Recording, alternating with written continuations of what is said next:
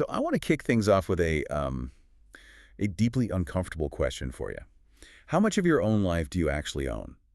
Oh, that is a heavy way to start. I know, right?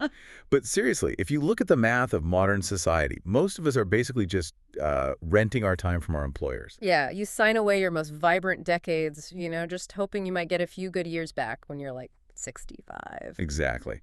But the stack of sources we are diving into today argue something radically different. They argue that retirement isn't an age at all. Right, it's a mathematical equation. Yes. And if you have the discipline to solve it, you can literally buy back your own timeline. So, welcome to the deep dive. Today we're unpacking the mechanics, the math, and honestly, the psychological warfare of true financial literacy and the FIRE movement. Which stands for Financial Independence, Retire Early, for anyone who hasn't heard the acronym before. Right. Okay, let's unpack this. Because we're taught how to work hard for our money, but today we're figuring out how to make our money work hard for us. And it is a massive paradigm shift. I mean, conventional wisdom is that you work until you're physically or, I guess, culturally expected to stop. Yeah, but our mission today is to demystify the actual architecture of getting out early, right? Huh. So we need to define the actual finish line first. Exactly. Because financially independent is a phrase that gets thrown around a lot on the internet. Usually by tech bros posting pictures of, like, rented yachts. Right, exactly. But the FIRE movement defines it with surgical precision. It's not about being vaguely rich. So what is the exact definition then? It is the exact moment your investment portfolio generates enough baseline return to cover your annual living expenses indefinitely. Okay, so it's that crossover point where your passive income basically intersects with your cost of living, Yes, once you cross that threshold, having a salary becomes entirely optional. which unlocks the retire early part of the acronym. But to even start aiming for that, you need a target number. Yeah. And the sources give us this foundational piece of math called the rule of 25, right? Yeah, the premise is incredibly straightforward. You calculate your true annual living expenses. I mean, every single dollar you spend in a 12-month period. Rent, food, insurance, everything. Everything. You take that baseline number and multiply it by 25. The result is your target FIRE number. So, okay, if we run the math on, say, a really lean lifestyle, let's say you only spend $20,000 a year. Okay, so 20,000 times 25 is $500,000. $500,000 is your finish line. Wow. Okay, so the FIRE number isn't just a giant pile of cash you slowly drain over decades. It's more like a generator that runs on its own fuel. That is a perfect analogy, because the rule of 25 is tied directly to the second foundational concept, which is the 4% rule. Right, the safe withdrawal rate. Exactly. The mathematical theory is that once you build that portfolio, you can theoretically withdraw 4% of it every single year to pay for your life. And the rest just stays in the market, continuing to grow. Yep, adjusting for inflation, meaning the money technically never runs out. But wait, I have to push back on this a little bit. Because what if I actually want to keep working? Or honestly, what if living on $20,000 a year sounds like a painfully boring life? And that is the beauty of this math. The rule of 25 is completely scalable. It adapts perfectly to whatever lifestyle you actually want, which leads us to the different flavors of the FIRE movement. Flavors of FIRE. I love that. So let's talk about the first one. What if you're someone who just wants out as fast as possible? That would be lean FIRE. This is the extreme minimalist route. It's for people whose absolute highest priority is escaping the rat race. So they keep their expenses extremely low, right? Yeah, both before and after retirement, they prioritize freedom over luxury. They cook at home, live in low-cost areas, just highly frugal. Okay, but what about the opposite end of the spectrum? Like people who want the first-class travel and the expensive restaurant? That is fat FIRE. Yeah. And it requires a much, much heavier lift. I would imagine, yeah. Yeah, fat FIRE is for those who refuse to sacrifice luxury. You want big houses, nice cars. But to do that, your target investment number has to be massive. So you have to save incredibly aggressively during your working years. Exactly. But there is a middle ground that I think is fascinating. It's called barista FIRE. Barista FIRE. Mm-hmm. Okay, which flavor sounds like you? Because honestly, barista FIRE sounds kind of amazing. How does that work? Well, you save enough so you don't need a high-stress corporate career anymore, but you still work a low-stress part-time job. Like a barista, hence the name. Right, or working at a bookstore. And that part-time income covers your daily groceries Or, critically, your health insurance. Oh, that's huge, especially in places like the US where health insurance is a nightmare. Exactly. It covers the basics, leaving your main investments entirely untouched so they can just keep growing in the background. It's like playing a video game, but with a safety net installed. Like, you still play the game, but the stress of getting a game over is totally gone. That's exactly what it is. You remove the existential dread from working. Okay, so we know the ultimate goal, and we know the flavors. But knowing your ideal fire flavor is useless without the actual fuel to get there, right? Right, you need to actually build the portfolio. So let's shift from the goal to the daily habits. Specifically, how do we prevent our own spending from sabotaging the progress? The sources are really big on this rule. Pay yourself first. Yes, and people misunderstand this all the time. Paying yourself first does not mean buying yourself a nice watch on payday. Right, retail therapy is not paying yourself. No, it means immediately routing 10 to 20% of your income straight into savings or investments before you pay rent, before you buy groceries. It happens instantly. And there's a specific budget structure the sources recommend for this, right? The 50-30-20 rule. Yeah, it's a classic way to strictly divide your income. 50% goes to needs. Like rent, bills, food. Exactly, 30% goes to wants. So cafes, movies, hobbies, and that critical 20% is invested directly into your future. But wait, if we're talking about wants and needs, we have to talk about the secret expenses. Because the sources really focus on how things like the latte factor drain that 20%. Oh, absolutely. Though today, it's less about a daily coffee and more about subscription traps. Yes, the invisible spending. Right, because a $5 coffee hurts a little when you hand over the cash.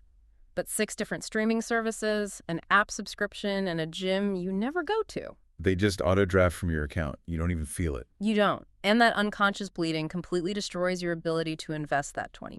Which brings us to the biggest engine killer of all, lifestyle inflation. Oh, this is the trap almost everyone falls into. Okay, so basically, lifestyle inflation is like walking on a treadmill.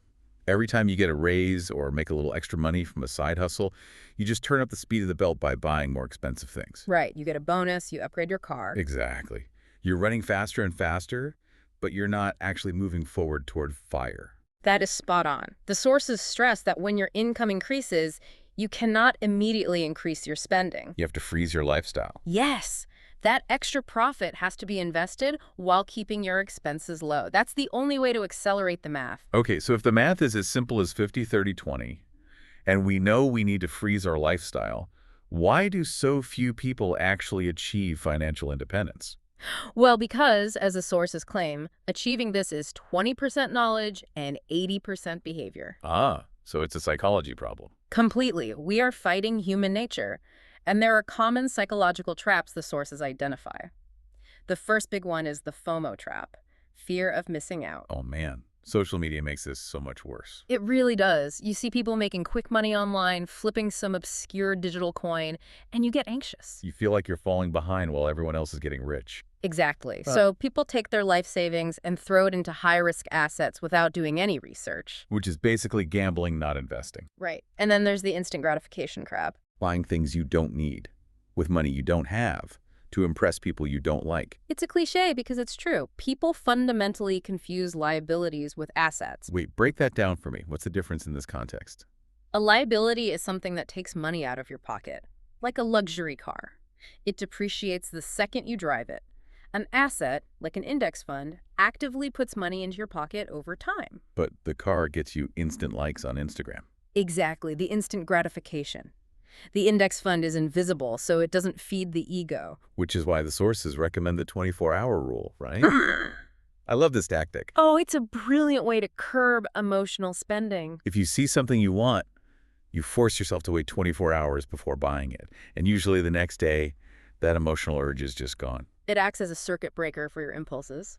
But honestly, there's another trap that I think is even more dangerous because it feels like you're being responsible. What? The illusion of safety. The belief that keeping your cash under a mattress or just sitting in a checking account is the safest thing you can do. Okay, here's where it gets really interesting. Because most people think cash is the ultimate safety net during a crisis. But you're saying that by trying to play it entirely safe, you are mathematically guaranteed to lose money. I am. And it's because of the silent threat of inflation. Right. Think about it. If inflation is running at, say, 5%, your $100 in cash is only worth $95 in actual purchasing power the following year. Wow. So cash is literally losing value every single day. It just sits there. Exactly. The illusion of safety guarantees a slow decay of your wealth. Okay, so since cash isn't safe from inflation, and our own psychology is trying to sabotage us with FOMO and instant gratification, how exactly should we start building this FIRE portfolio from scratch? Well, the sources outline a very concrete step-by-step blueprint for building what they call the fortress. Step one, where do we start? Step one is building an emergency fund. Wait, didn't you just say holding cash is bad? I did, but this is the exception. You need 3 to 6 months of living expenses saved first. It's purely for survival, like a job loss or a medical emergency. Ah, so you never have to sell your actual investments during a market crash just to pay rent. Exactly. It protects the engine. Once that's in place, step 2 is clearing bad debt. High-interest credit cards, consumer loans, that kind of stuff. Yes, the sources refer to high-interest debt as financial bleeding, because no realistic investment return is ever going to beat the 20% interest rate on a credit card. It's like trying to fill a bucket with water while there's a giant hole in the bottom. You have to patch the hole first. That's a perfect way to look at it. So the debt is gone. Step 3 is automate investments. Taking the psychology completely out of it. Exactly. You use your banking app to auto-transfer a fixed percentage on payday. If you don't see the money in your checking account, you simply won't spend it. Out of sight, out of mind. So what are we actually automating those investments into? That brings us to step 4, thinking long-term and harnessing compound interest. Einstein supposedly called it the 8th wonder of the world. Because your returns start earning their own returns, creating this massive snowball effect over 10 to 20 years. But what specific assets do the sources recommend? They break down a few options. There are individual stocks, which is buying small ownership in companies like Apple, Google, or Nvidia. But picking individual stocks is risky, right? It is, which is why the overwhelming recommendation is ETFs, exchange-traded funds. Basically a basket holding hundreds of different stocks, so it's way safer for the long term. Exactly. You're betting on the broader economy instead of one single company. They also mention cryptocurrencies, but only as a very small part of the portfolio for high-risk, high-reward exposure. Right. And this ties into the golden rule of the entire strategy, diversification. Yes, spreading your money across ETFs, bonds, real estate, and high-risk assets. So if one sector of the economy crashes, the others act as a buffer to protect you. Okay, so we've got the emergency fund, zero bad debt, automated investments going into diversified ETFs. It's a solid blueprint. It really is. But, synthesizing all of this source material, the ultimate takeaway isn't really about getting rich. No, it's really not. The FIRE movement and financial literacy at this level aren't about acquiring a massive bank account just to hoard money. It's about choices. Yeah. The true ultimate currency is time ownership. Exactly. Money is just a tool. It buys you the power to say no to a toxic boss or a stressful job. And it buys you the power to say yes to your family, your passions, and living life on your own terms. It's about designing your life rather than just surviving it. Which brings me to a thought experiment for you, the listener, as we wrap this up. If money simply buys back your time, what is the very first thing you would do on your first morning of financial independence when you realize the alarm clock isn't going to ring? That is the question you need to answer, because that vision is the fuel that makes the whole math equation work. Keep that specific morning in your mind. See you next time on The Deep Dive.